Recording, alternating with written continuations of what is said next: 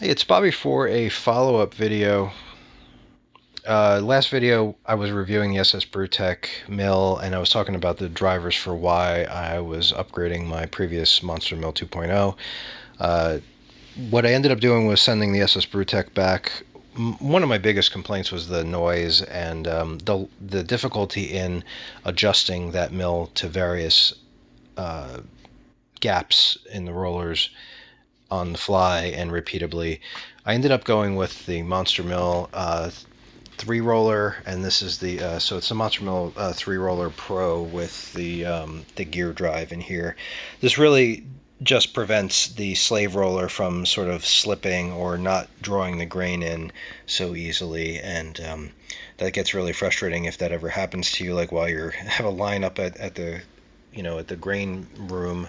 This is our homebrew shop, production mill basically for those busy Saturday mornings, and I needed to always draw the grain in. And one of the things that I wanted to mention about this particular mill that I made some mods to make the adjustment repeatable and really easy to do on the fly and very often, because you come into our shop and you can tell us exactly what kind of crush you want. So the upgrades I made here, for the first thing, is this adjuster knob here. I added some extension handles, so I drilled and tapped into this aluminum adjuster here and just added some stainless bar stock that I also threaded on the end. So you can get like the full range of motion, and we can actually add indexing marks to the side here to show where to position this for various crushes that, for repeatability. Also, the mill comes with just a quarter 20 hex bolt on the keeper to hold the mill gap, and I just built some T-handles. I just welded a piece of tubing to that bolt and added a nice silicone rubber handle here. And but you can go to like McMaster Car. They make various T-handles. They call them T-nuts or T-bolts. In this case, you'd get a T-bolt with a quarter 20 thread on the end, and you can get the same kind of quick adjustment or quick lockdown like that.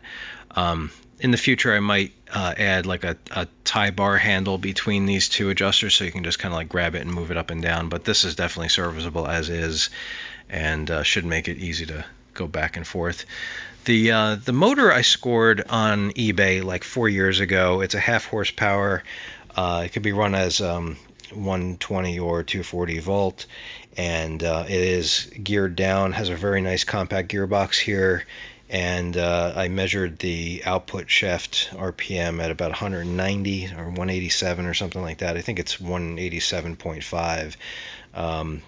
And it's coupled with a Lovejoy with the spider bushing on the inside there. This is really designed to snap apart if anything gets stuck in the mill without, so it doesn't break your shaft. And had this test running already. It's awesome. I'm super happy with it. It spits grain quickly, and it's a nice and quiet mill, which is another problem I had with the SS Brewtech. I can't plug it in at the moment. I don't have an outlet back here. But also built the stand out of just some scrap tabletop. I think this is like an old office desk, and it's 1-inch MDF with a veneer. I just banged it together real quick, and I plan to add some cleats on the sides at various heights so you can slide a shelf in for height adjustability. We might want to put like a small bucket for a very small amount of grain. I also built this little funnel. It's kind of a rudimentary funnel, just so that if we're just milling like 4 or 6 ounces of something, specialty grains, we can put our scooper underneath there, mill into that, and then dispense into a very small Ziploc bag, for example. These are all these little tricks that you learn after running a makeshift mill for several years, and this is kind of like the culmination of all of the things that I wanted to get out of my previous mill, and finally built it. So any questions, let me know. Otherwise, maybe I'll follow up with a couple of shots of this thing running when I finally get it in the grain room. Have a good one.